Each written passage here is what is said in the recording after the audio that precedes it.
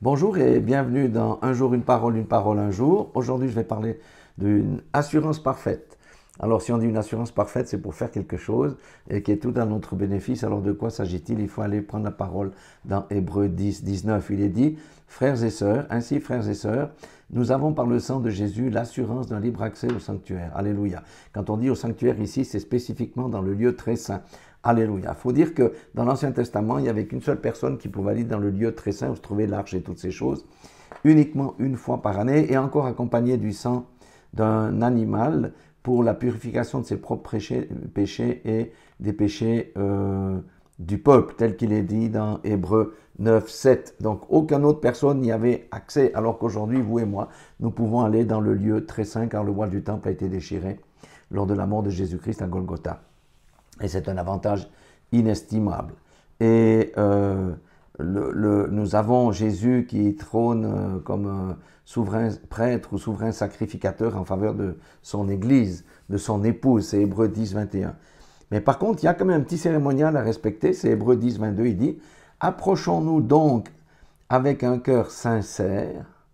Ça veut dire que quand on va vers Dieu, on a un cœur sincère, pas tordu, manipulateur, une foi inébranlable, parce que la foi, mon juste vivra par la foi, le cœur purifié d'une mauvaise conscience, c'est-à-dire que nous avons obtenu le pardon des péchés, parce que nous les avons confessés, le sang de Jésus nous purifie, et le corps lavé d'une eau pure, c'est par le baptême. Alléluia.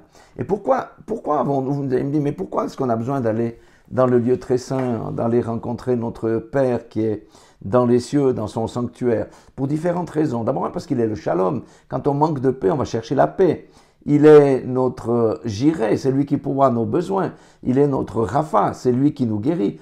Il est notre justice. Des fois, on va d'abord chez les avocats. Non, allons d'abord chez notre Dieu qui est Yahweh Tzidkenu. Il est Shomrea, celui qui nous garde.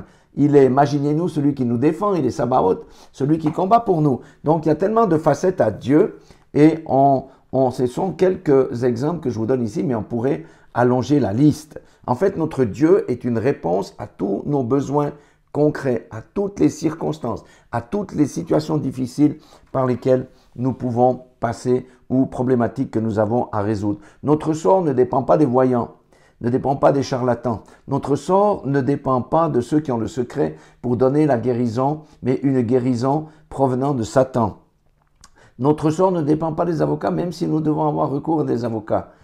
C'est parce que c'est Dieu qui va lui donner la sagesse en notre faveur. Ne dépend pas de toutes sortes de conseillers. Notre sort ne dépend pas du grand univers où il y a des gens qui envoient des lettres aujourd'hui. Et ça fonctionne. Sauf que la bénédiction qu'ils reçoivent leur sera ôtée. C'est comme ça, c'est un principe spirituel. Donc, on ne dépend pas non plus des pratiques du New Age, du yoga, du Qigong, de la méditation, de la projection astrale. On ne dépend d'aucunement de ces choses-là. Ça, ce sont des choses occultes. Les personnes qui le pratiquent ne savent pas. Mais Satan donne un côté, mais reprend de l'autre. Et en plus aussi, nous ne dépendons pas ni de notre propre force, ni de notre propre intelligence, ni de notre propre argent. Et voyez, en tant que fils et de filles de Dieu, nous avons un avantage considérable sur tous ceux qui ne sont pas en alliance avec Jésus-Christ. Moi, personnellement, avant que je connaisse ces principes, j'utilisais beaucoup mon intelligence, ma force, mais le Seigneur m'a conduit dans des situations où je me suis cassé le nez contre le mur et je suis allé chez lui et il m'a toujours sorti. Et depuis lors, j'applique ce principe. Première des choses, avant d'aller chez le médecin, avant d'aller chez l'avocat, avant d'aller où que ce soit, c'est en Dieu que je me confie. Je vais dans ce lieu très saint.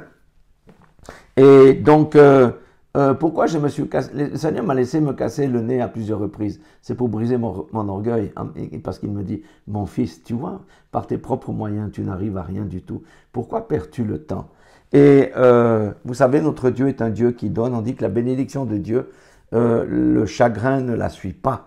Alors que les gens qui vont chez le diable, il va leur donner ce qu'ils veulent, il va les bénir, mais le chagrin va toujours s'en suivre. Ça, une fois, j'expliquerai un petit peu qu'est-ce qui se passe dans ces religions, dans toutes ces choses-là.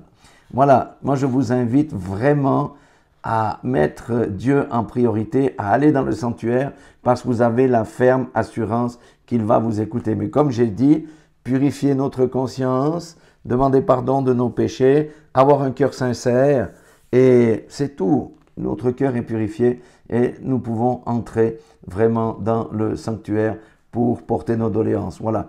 Je vous aime, Dieu vous aime. Merci d'avoir supporté cette vidéo qui est un peu plus longue que d'habitude. Et marchez avec cette pensée à l'esprit. Vous avez la parfaite assurance devant Dieu. Et si vous n'avez pas, il y a peut-être quelque chose à mettre en ordre, comme moi j'ai dû le faire aussi. Alléluia. Belle journée à vous tous.